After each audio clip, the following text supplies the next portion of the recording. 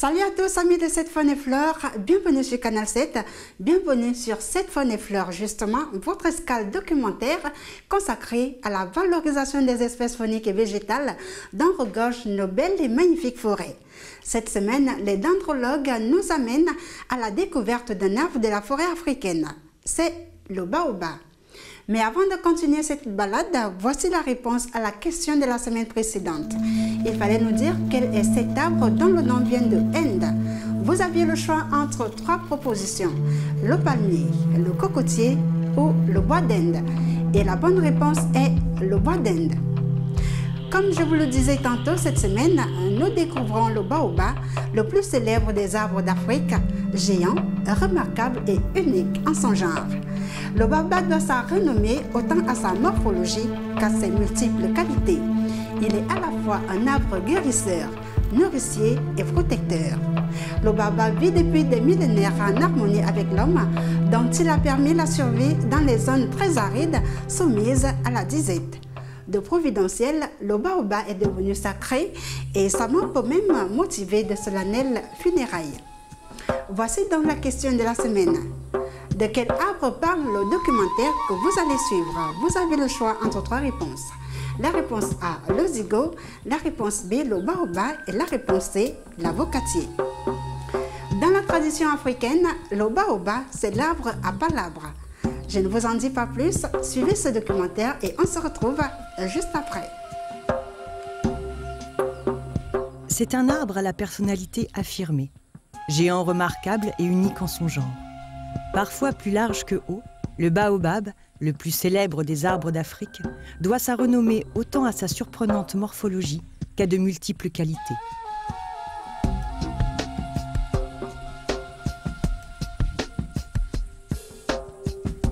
Arbre guérisseur, arbre nourricier, arbre protecteur, le baobab vit depuis des millénaires en harmonie avec l'homme, dont il a permis la survie dans des contrées arides, souvent soumises à la disette.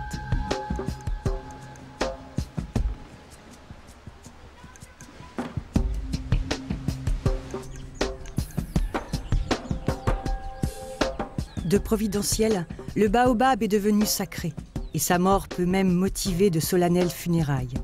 Et pourtant, repoussé parfois dans d'ultimes retranchements, il y va désormais aussi de sa survie.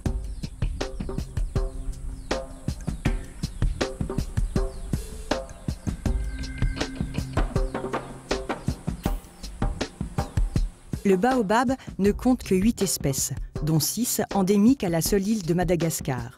Une espèce qui n'existe qu'en Australie et une dernière, Adansonia digitata, la plus courante et typiquement africaine, où il habite la plupart des régions semi-arides et subhumides du sud du Sahara. Avec 2 espèces sur son petit territoire, Mayotte est la seconde région en termes de biodiversité de l'espèce.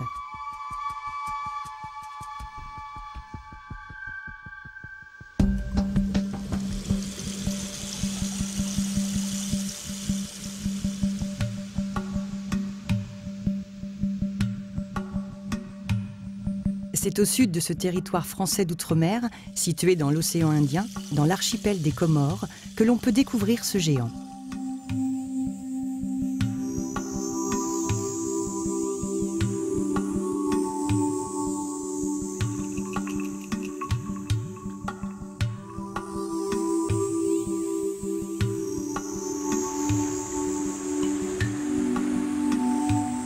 Le baobab est dit arbre à l'envers. Arbre sans dessus-dessous, appelé aussi les racines du ciel.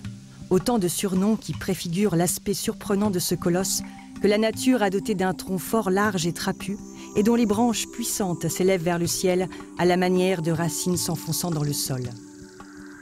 Découvreurs, missionnaires, explorateurs, tous se montrèrent perplexes face à ce phénomène de la nature dont l'épaisseur du tronc, qui peut parfois afficher une circonférence de plus de 25 mètres, évolue au cours de l'année selon la saison.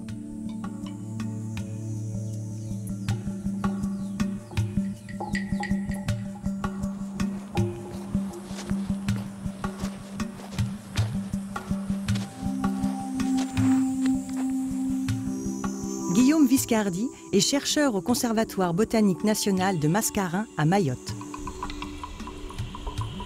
C'est un arbre avec un tronc appelé caudex, c'est-à-dire un tronc qui est capable de stocker de l'eau pour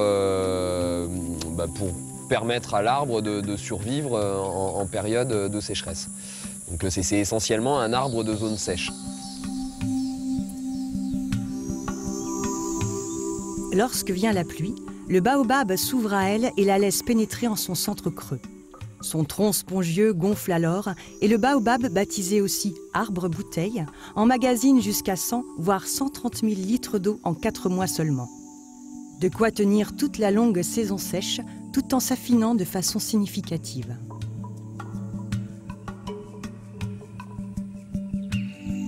Difficile dans ces conditions de donner un âge au baobab.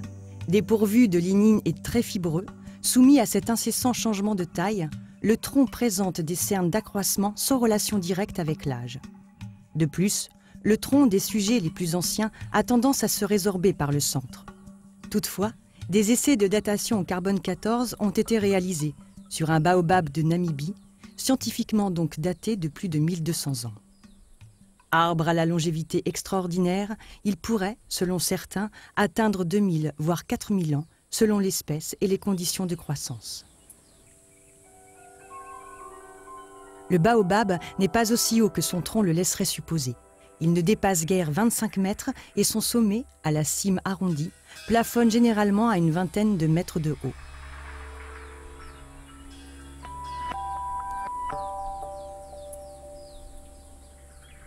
Recouvert d'une écorce grise, fine et relativement lisse, le baobab est aussi le seul arbre à régénérer son écorce, là où le bois a été mis à nu.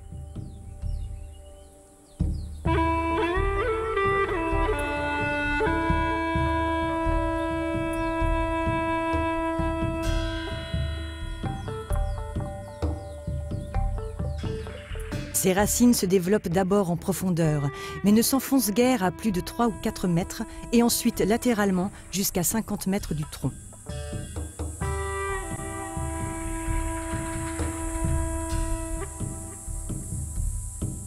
Son enracinement est donc relativement faible et le baobab, malgré son allure imposante, a tout du colosse au pied d'argile, se révélant sensible à des vents très violents qui peuvent le déraciner. D'autant que cet arbre rustique, qui préfère les milieux plutôt calcaires et à fort ensoleillement, se contente de sols plutôt secs qui freinent la progression de ses racines. Peu exigeant, il préfère toutefois les sols calcaires et profonds bien drainés et davantage de précipitations qu'il n'en reçoit au Sahel par exemple. Dans des zones où il pleut entre 200 et 800 mm par an, avec une saison humide étalée sur plusieurs mois et des températures moyennes de 20 à 30 degrés, sa frondaison se développe et peut perdurer toute l'année.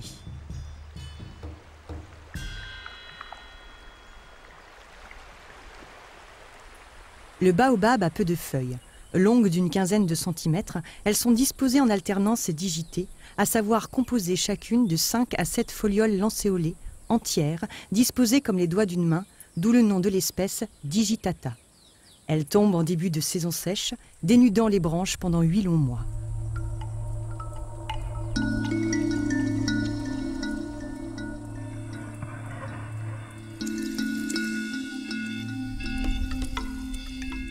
C'est à la fin de la saison sèche qu'apparaissent les nouvelles feuilles avec les toutes premières pluies de l'hivernage et que les fleurs se dévoilent.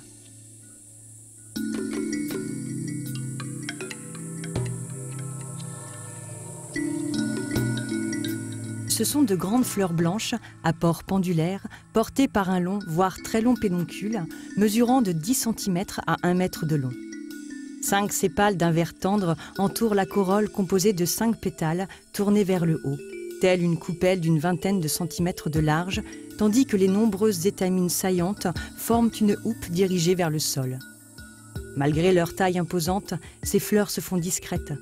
Elles ne s'ouvrent qu'en fin d'après-midi, au soleil déclinant, s'étalent le soir venu et tombent le lendemain, dès l'aube, au soleil levant. 12 heures durant, le temps d'une courte vie, elles émettent un fort parfum tel un fruit pourrissant. Ces caractéristiques botaniques au sein du genre Adansonia, pour Adansonia digitata, le plus commun à Mayotte. Donc c'est le seul baobab de des 8 baobabs à avoir une fleur blanche pendante.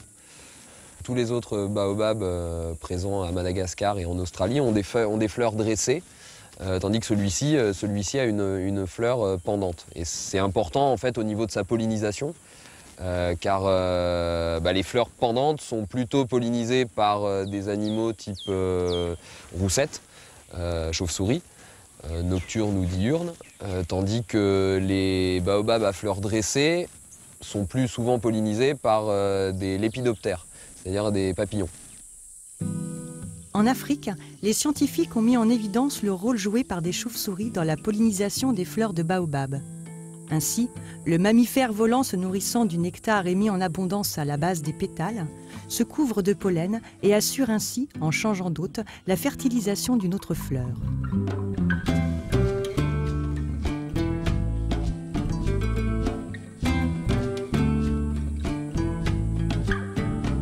Le relais est aussi assuré par des insectes nectarivores, des myriades d'abeilles et des papillons se nourrissant avant la tombée de la nuit.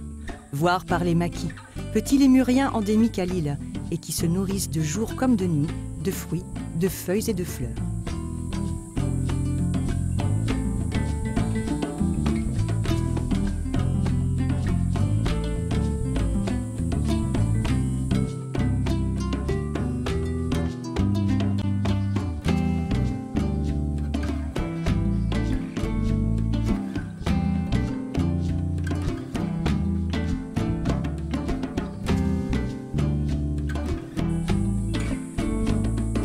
Une fois fécondée, la fleur cède progressivement la place à un fruit riche en graines. C'est d'ailleurs à cette caractéristique que le baobab doit son nom dérivé du mot arabe bouibab, qui signifie fruit à nombreuses graines. Communément appelé pain de singe, mais aussi sac de Judas, ce gros fruit, qui mesure entre 20 et 40 cm de long et une dizaine de centimètres de large, est de forme oblongue et recouvert d'une enveloppe à la fois dure, ligneuse et veloutée, d'un vert brun-jaune. Il contient une pulpe blanchâtre, au goût acidulé, devenant farineuse à maturité et renfermant une centaine de graines en forme de haricots et dotée d'une coque très dure, duveteuse et brune. Arrivés à maturité, les fruits tombent et, sous l'effet conjugué de leur poids et du choc, la coque se fend, libérant la pulpe. Régal des fourmis et des termites, celle-ci est consciencieusement dévorée, mettant à nu les graines ainsi nettoyées.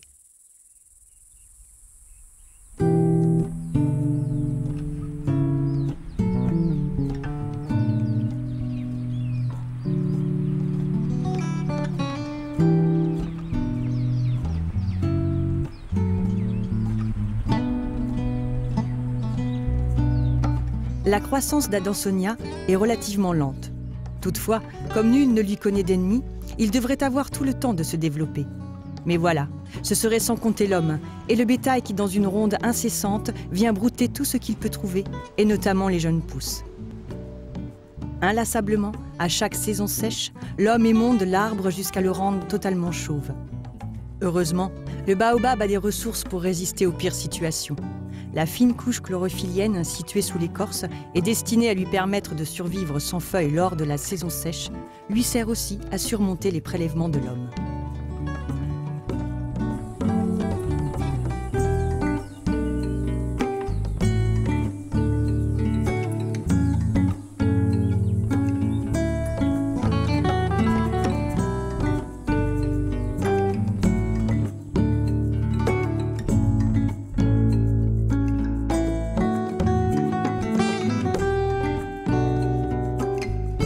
Il n'empêche, dans de nombreuses régions, la densité d'Adansonia digitata diminue.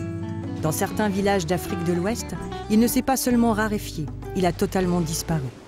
Les causes avérées sont multiples. Le baobab disparaît sous la pression de la déforestation, de l'agriculture, des brûlis et du surpâturage, mais aussi du changement climatique et de la variation de la pluviométrie qu'il induit.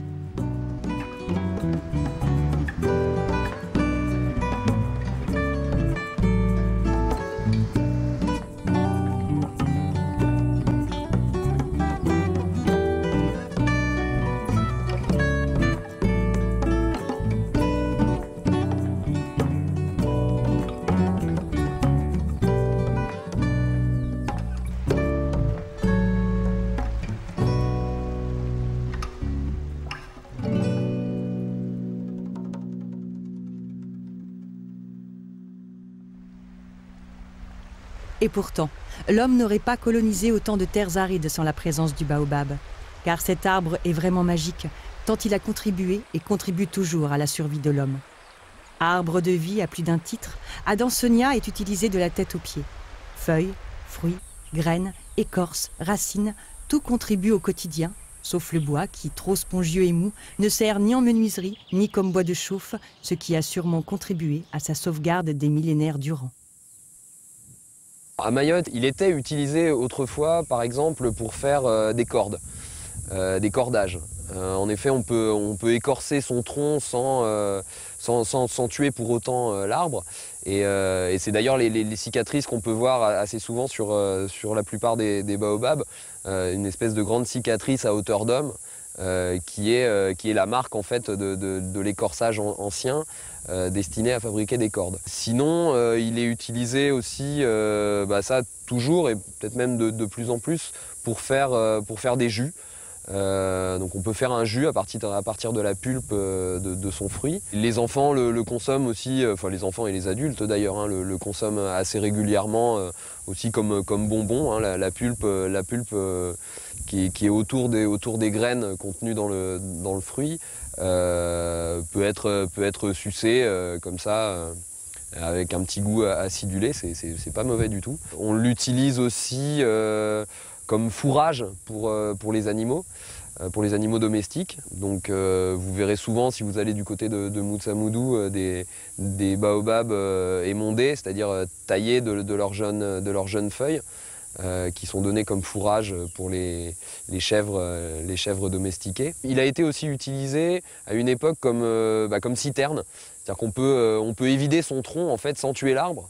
Et ça permet de retenir l'eau, alors soit pour la consommation humaine, soit aussi pour la consommation animale, dans les zones où, en plus généralement dans les zones où il pousse, il y a très peu d'eau, hein, il pleut généralement moins de 900 mm par an d'eau, donc ça permet aussi de créer des petites citernes naturelles pour donner à boire aux animaux et éventuellement aux hommes. Les feuilles de baobab sont riches en oligo-éléments, en calcium et en fer, en protéines et en lipides. Elles sont consommées bouillies ou sèches dans les sauces. Lorsqu'elles sont jeunes, elles sont préparées comme des épinards. Réduites en poudre ou utilisées en cataplasme ou en tisane, elles sont réputées pour leurs vertus antidiarrhéiques, fébrifuges, anti-inflammatoires et antifilariens.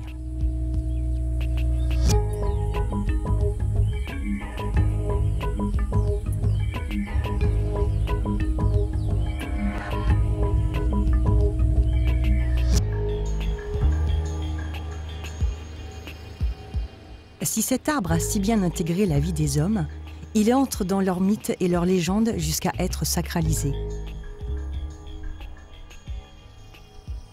Il est au Sénégal, où il a été érigé en emblème, le lieu où les griots étaient enterrés pour que leurs dépouilles ne stérilisent pas la terre.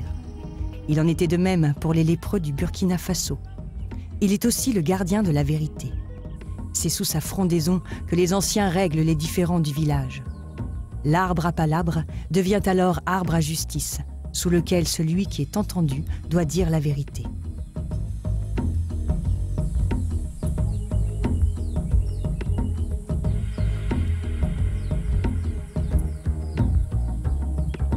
À Mayotte, le baobab a longtemps eu mauvaise réputation. Soumaël Abdallah Daoud est président de la Tortue Verte, une association en charge de la préservation du patrimoine de Mayotte. Il est à l'origine de la création de la maison du baobab à M'Tsamoudou. Vous voyez, ça c'est... Oh. Il a comme 90 ans là, cette pays-là. Tu connais les djinns? Les esprits, c'était les chétouanes qui prend un humain, il le rend malade, et puis ces espèces-là vivent au pays d'un baobab, d'après les Maoris, quoi. Et à chaque fois, si quelqu'un est malade, et puis on dit, bon, on va chasser les chétouanes, les djinns qui se trouvent chez lui, et puis on prépare des trucs, on va le mettre au pied d'un baobab pour que la personne soit guérie. C'est pourquoi que s'il est près d'un village, là, la personne a peur d'y habiter. Parce qu'on a l'impression d'avoir habité à côté d'un esprit, un invisible qu'on ne voit pas, mais qui dérange les enfants. Toutefois, moi je me rappelle là, à côté, quand j'étais petit, on nous dit de ne pas aller là-bas la matinée, à midi, et puis le soir, vous sentez des gens, des trucs qui ronflent, qui descendent à la marée basse, et le soir, et puis qui montent. On disait que c'était un esprit qui habitait à peu près la main. Le baobab, là, on l'a tué, et puis on a sacrifié un animal, là, et puis on l'a tué.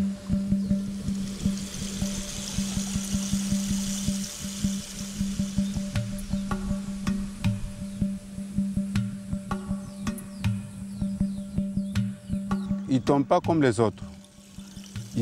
Les arbres, ils tombent quand il y a un cyclone. Et le baobab, il résiste au cyclone. Et tu vois les racines, ces racines, ils sont en pivot là, tu vois. Ils sont trop grosses, mais ils ne sont pas descendus. Ils ne résistent pas. Et les gens ont peur de cet arbre. S'il tombe un jour, là, dans le village, ils tuent tout. Pourquoi on ne les a pas coupés? C'est simple, parce que tous ceux qui sont au bord du village, on est obligé de les enlever. Mais ceux qui sont loin là, on les laisse parce que c'est un arbre de guérison, quoi. De guérison. Par exemple, tu es malade, hein?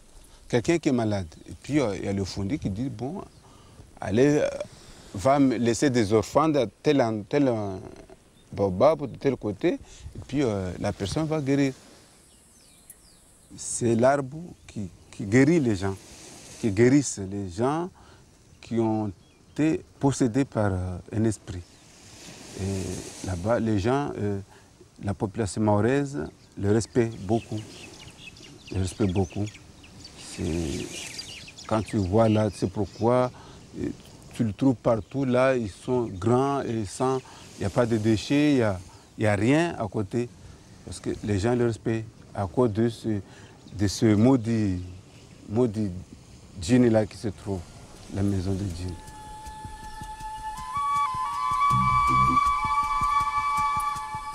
Il est beau à voir, il est beau à examiner. Quand tu vois là, il est magique.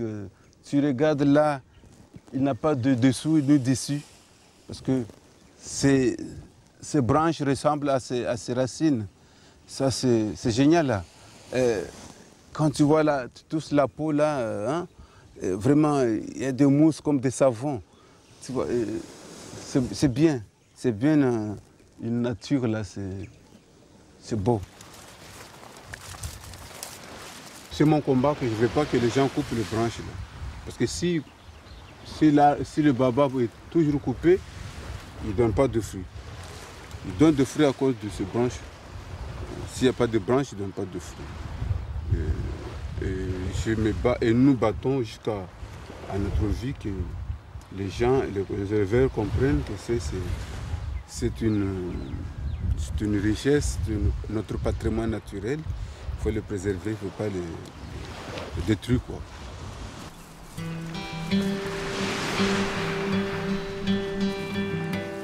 Aujourd'hui, l'heure est à la vigilance, car le baobab est menacé. Dans certaines zones de Madagascar, il n'existe plus de jeunes baobabs depuis 300 ou 400 ans. 2 espèces endémiques à la Grande Île sont ainsi sur la voie de l'extinction. Et les botanistes sauvent des reliques en préservant des graines dans des banques expressément conçues. Faut-il qu'un jour cet arbre merveilleux si précieux pour l'homme disparaisse? Le baobab s'effacera-t-il un jour du paysage, lui qui a tant inspiré de poètes et de croyances? Lui qui fut peut-être planté la tête en bas par un démon, ou par une hyène, ou par un dieu en colère? Comme je vous le disais tout à l'heure, le baobab, c'est l'arbre à palabres dans la tradition africaine. C'est un symbole de dialogue. C'est l'arbre sur lequel les anciens ou les aînés se réunissent pour discuter des décisions importantes à prendre pour l'avenir de la communauté. Nous revenons donc sur la question de la semaine. De quel arbre parle le documentaire? Le zigo, le baobab ou l'avocatier? Envoyez vos réponses au numéro 8877, précédé du code 7F, afin de participer au tirage au sort de cette fin du mois de juin.